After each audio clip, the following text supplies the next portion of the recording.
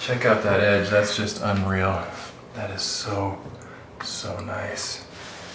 And so we're gonna cut a little rip piece that's mitered too, and that's gonna backfill in this little area right here.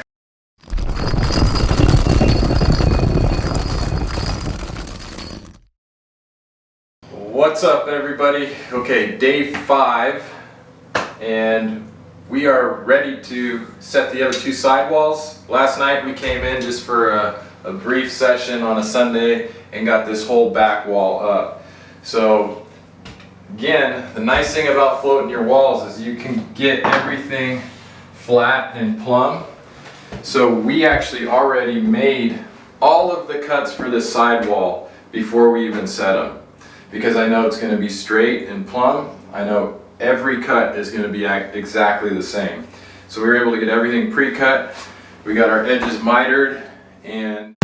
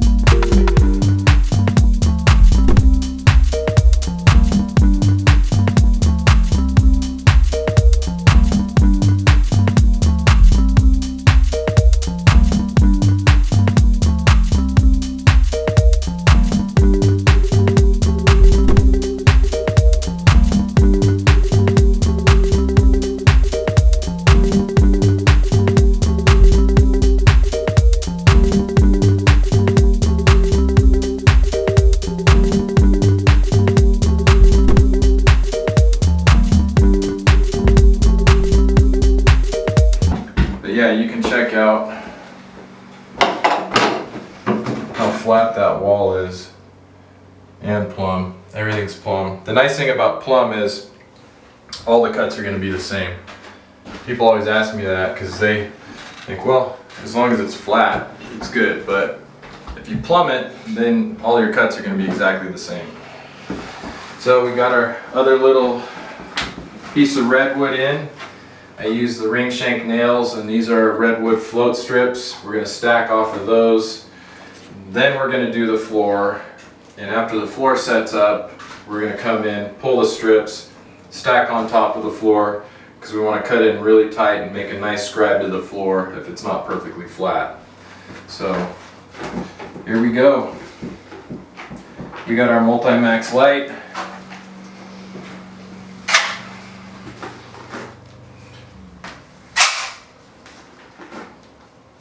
So when you're doing a wall, make sure you use the flat side of your trowel first, especially with this thinset because it kind of flings around a little bit. Get as much of your mud up as you need to. I'm using a 1/2 inch by 1/2 inch notch, which is good for larger format tiles. I think they say if it's over 15 inches on any side, you want to use a 1/2 inch by 1/2 inch notch.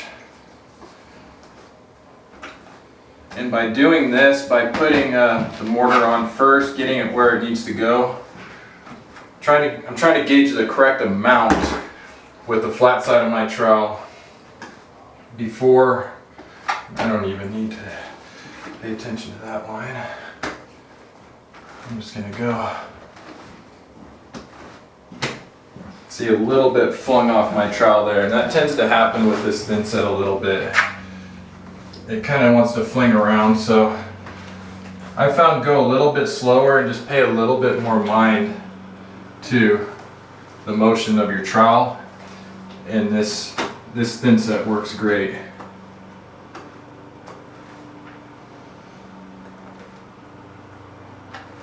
Yeah, try to get it exactly where it's going to go, and then go back then with the notch side of your trowel.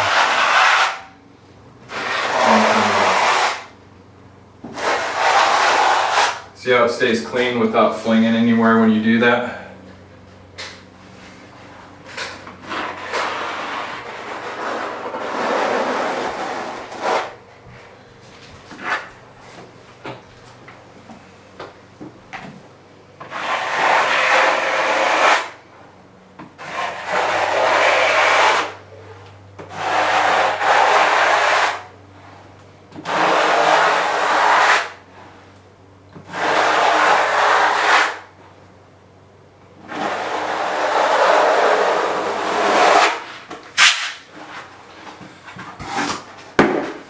So inside cuts here ready to go. Got them all stoned up real nice. Again, beautiful porcelain tile from Emser Tile. And this is a really high quality. We didn't end up with any chips on our cuts. You can see how nice. Looks like a factory edge. And we hit them with a little diamond hand pad to make them look real good. This guy.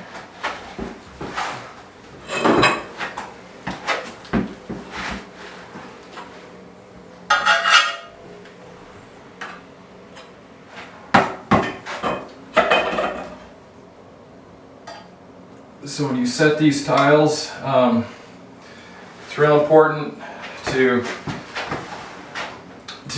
wiggle your tile perpendicular to your notches. What that does is it collapses the ridges in the notch. You can see here all my ridges are collapsed so that I have 100% coverage. And that's per TCNA. They got, if you haven't read the first 30 to 40 pages of your TCNA handbook, I highly suggest you do. There's some great info in there on exactly the troweling methods I'm using. And you'll also notice I'm not back buttering, because for one, this thinset is so sticky that I don't need it for bond. And also, when you do that motion to collapse your ridges, there's no need because it's getting the coverage it needs.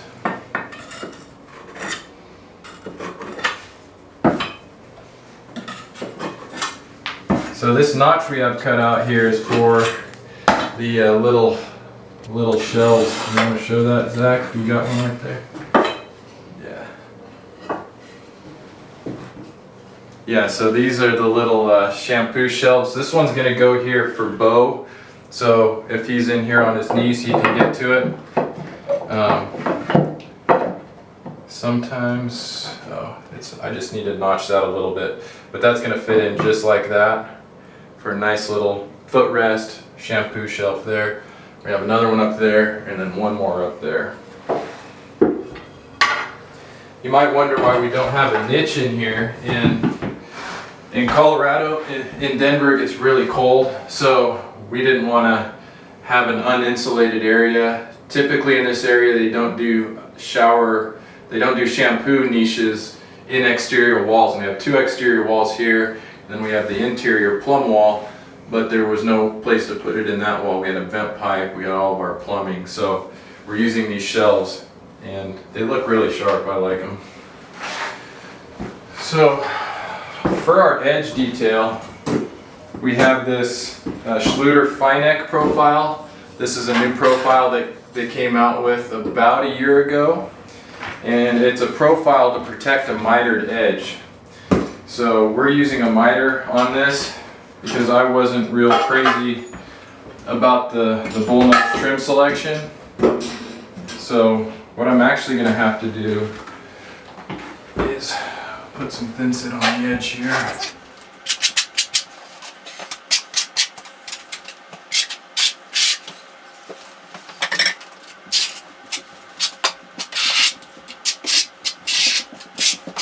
That's one of the tricky parts about using a long Schluter profile.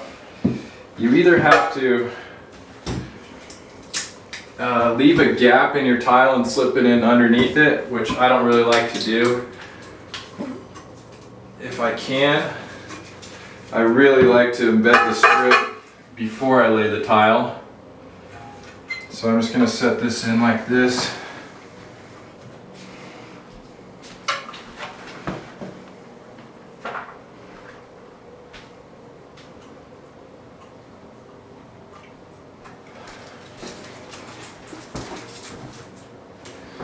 And then, let's see, I'm going to go ahead and what I'll do is I'll put a little thinset on the edge of my tile here.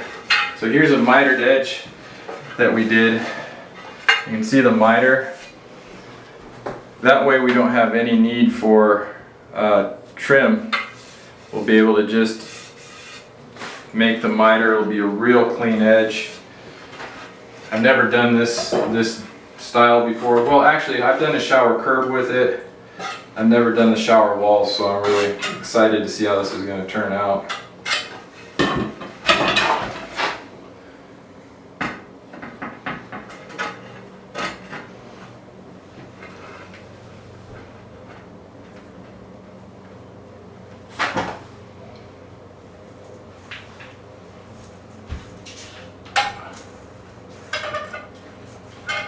So again, I'm collapsing those ridges.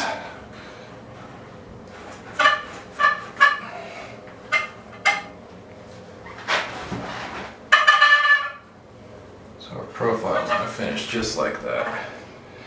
Such a nice profile. Let me see sponge there. What's up, Kobe? Hi, Kobe. Hi. What's up, buddy? You gonna be a tile setter one day? Mm-hmm. You want to do this for a job? Yeah. Atta guy. You just gotta watch my videos and you'll know how to do it. Okay. So I gotta find out where. So I'm using my wedges to level up. Hey Jason, can you grab me a 2-foot level, please? Yeah. Find out which. I think that's it.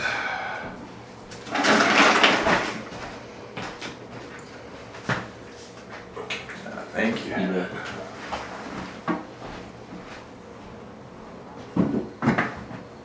Try not to dip the level in the thinset. Let's see. So close. There we go, we're good. Maybe a little high on this side. Just release it a little bit. We're good. So I love how this is starting out. I really do. Check out that edge. That's just unreal. That is so nice. And so we're gonna cut a little rip piece that's mitered too, and that's gonna backfill in this little area right here.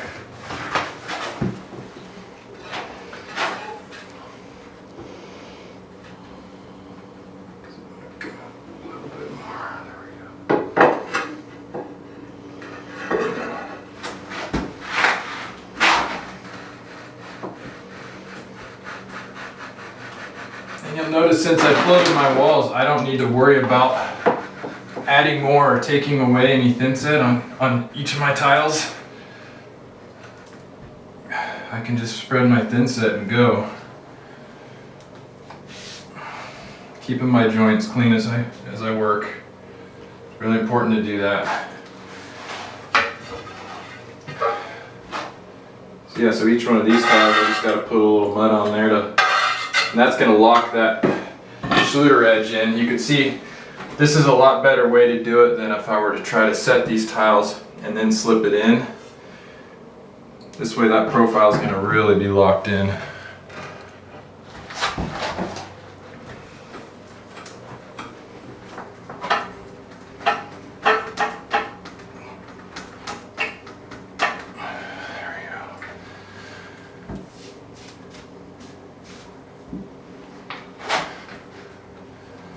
So yeah, so we're just gonna keep on working. We're just gonna work all the way up. We'll have another wall done here in no time.